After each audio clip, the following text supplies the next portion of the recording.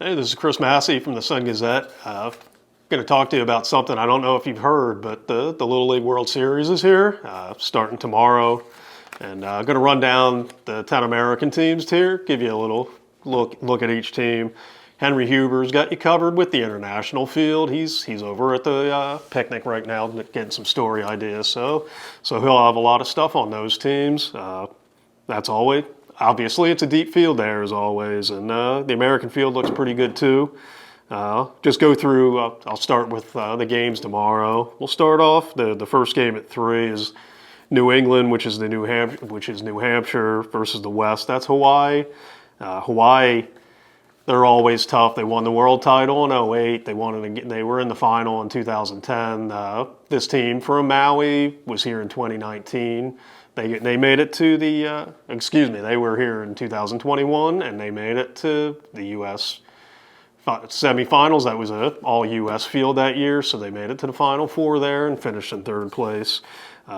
They have a dominant pitcher, Evan Tavares. Remember that name because I think he's one of the better pitchers in the world because Hawaii is here at the Little League World Series, but he's got some special stuff. He's a left-hander, overpowered a pretty dominant California team in the West Regional Final. So he's the kind of guy that, depending on how Hawaii handles its pitching, if they have him available, if they were to make it to a U.S. final or a World Final and he's throwing, they're going to be especially tough to beat. Beyond that, they have a pretty powerful lineup. They scored 13 runs in a semifinal win over Arizona and rallied from the losers bracket after losing to California the first time to beat them the second time around. Key for them will be the depth behind Evan Tavares, and if they're able to juggle the pitching the way they want to and they have him available for their biggest games, they're going to be a tough out. New Hampshire is a gutsy team. They've won 6 straight elimination games this postseason. That included 3 straight at the New England Regional. Play really good fundamental baseball. They played phenomenal defense in the 2-0 win against Maine to get here. Maine had beaten them the first time around and was undefeated this summer. Pretty good lineup, good balance. So Hawaii, I think, is going to be the favorite in that game, but I think New Hampshire's is used to be in that underdog role, so they'll give them a good fight. And then the nightcap tomorrow night is the Southeast. That's Florida against the Midwest, which is Sioux Falls, South Dakota, which has only been in a league since 2017 and is already making its 3rd Little League World Series appearance. So that's pretty remarkable in itself. If you remember, they had Gavin Weir, who's the best pitcher in my 25 years here that I've seen from the American side, other than maybe Danny Almonte. And of course, he was a cheater. He was almost 15 years old. So Gavin Weir is the best Little League pitcher I've seen here. There's not pitchers like Gavin Weir here that often, so South Dakota doesn't have somebody like that. But what they do have is a real good balanced team. Their offense, all 12 players had at least 2 hits at regionals, so they've got a lot of depth.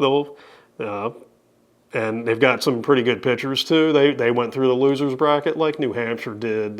They avenged their 1 loss against Webb City, Missouri in the final. Won that pretty convincingly. Shut out Iowa to get to that game. Only let up 1 run in the final, so they're pretty deep with pitching. Florida, from Lake Mary, for my money, they might be the best overall team on the American side. I think Hawaii has the best pitcher in Evan Tavares. I think Florida might have the best team. Was really impressed with the way they kind of ran roughshod through the Southeast region, which is perennially one of the toughest regions. They beat Goodlettsville, Tennessee twice. Goodlettsville is a perennial powerhouse. They were the 2012 world runner-up and U.S. champion. Got to the U.S. final in 2016. They beat them 11-0 in the final. That speaks volumes. Obviously, they've got deep pitching. You have to have deep pitching at this point, but they've got a powerful lineup. And had a kid, DJ Miesis. I might be pronouncing his name wrong. That's why I'm a writer, not a talker. But he had 4 home runs at the regionals and got 4 kids back from a team that made it to the Southeast final last year. So they got a little bit of experience, power, pitching. They're going to be a really tough out. So those are the 2 games for tomorrow. We moved to Thursday. The afternoon game is going to be New York, representing the metro region from Staten Island.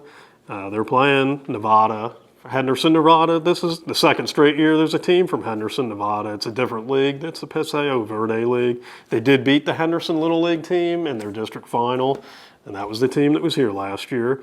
Staten Island, this is the fourth time for the South Shore Little League that they've been here, the first time since '09. Staten Island's got some amazing Little League baseball because Mid-Island, who South Shore defeated in their district final, was here in 2018 and has been here 3 other times. So that's seven of the 19 New York qualifiers in Little League World history have come from Staten Island. So really good team there, really good pedigree.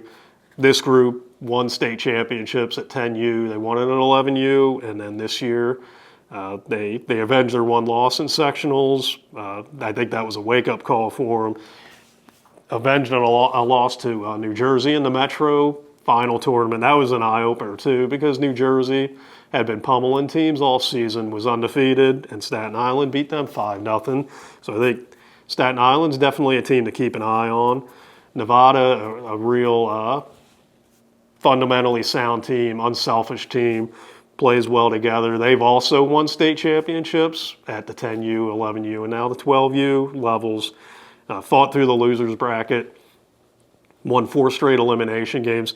Remarkably, their pitching staff hasn't allowed a run in 20 straight innings. They shut out the last 3 teams they played at the Mountain Regional. So Wyatt Erickson, he capped it with a no-hitter and a 2-0 win over Utah. He also threw a no-hitter in their state final win. So he's a great pitcher. They play really good defense. So that's an intriguing game between New York and Nevada there. Also, Nevada, I've got a column running in tomorrow's paper. Colston Delk is a 10-year-old little leaguer there who's fighting cancer valiantly right now, and he's become an inspiration for that team and really that entire community. So I think his impact's being felt there, and it's really cool to see how this little 10-year-old hero is inspiring that team to do what it's done this summer. So the nightcap on Thursday, there'll be a lot of people here for that one, I'm sure, because that's the Pennsylvania team from Council Rock. It's Newtown, Pennsylvania, about 3 hours from here. Pretty close to Media, who was here last year, and Media had a great turnout, so I'm expecting the same from Council Rock. They play Bernie, Texas. Bernie's a small town doing some really big things. Obviously, they're from Texas. Texas is well represented here on a regular basis and usually makes a pretty deep run here from the U.S. side. We'll talk about Bernie first. They're undefeated this summer. I think they come in 14-0, did a really good job at the Southwest Regional, beat Greater New Orleans, twice, including in the final. Obviously, New Orleans, you're pulling from an amazing field of a population of 600,000. So Bernie beating them twice speaks volumes. Julian Hurst pitched a great game there. He's one of many dangerous hitters in that lineup. Doc Mangold hit a grand slam that broke that game open. He also hit one in the state tournament. So, as usual, Texas is really good and has the potential to make a deep run. But I like this Pennsylvania team, too. No U.S. team has won more games than Council Rock Newtown coming into the tournament. They're 18-0. You go 18-0 in anything, that's pretty amazing. And for them to navigate a really good district and a powerful state tournament field, that says a lot about them. They're hitting .442 as a team. They've got a great pitcher in Sav Longo.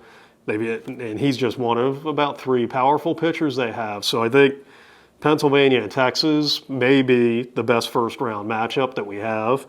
That's going to be a really intriguing game. I think whoever wins that game potentially sets themselves up to go pretty far in this thing. And the 2 teams that get the byes are Illinois and Washington. Neither one of them plays till Friday. Illinois plays the New England versus the West winner. Illinois played one of the more remarkable regional games I've seen in 25 years here.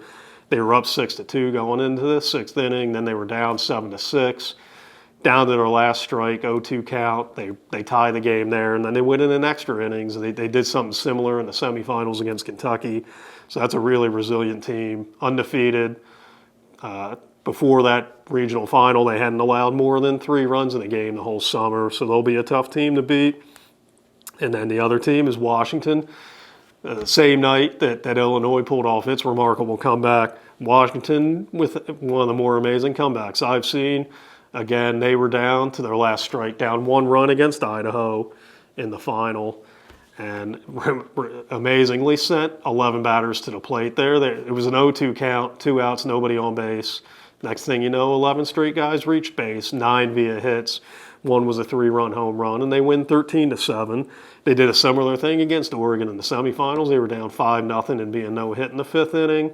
Next thing you know, they scored 11 runs, had 9 hits that inning. 14 guys came to the plate, so they got a lot of firepower, a lot of resilience, and that'll be a good game. Whether they'll get the winner of the Florida and South Dakota game. So it's going to be a lot of fun. A lot of good teams here as always. Hoping Mother Nature cooperates and we can get all these games in uninterrupted, and looking forward to it. And whoever comes out of this field will have earned it the hard way, and looking forward to see who comes from the international field. Check out the Sun-Gazette. I've got a lot of feature stories running every day. Henry Huber will have a lot on the international side. We'll have you covered with the games, and have fun and enjoy it. We'll talk to you later. Have a good one.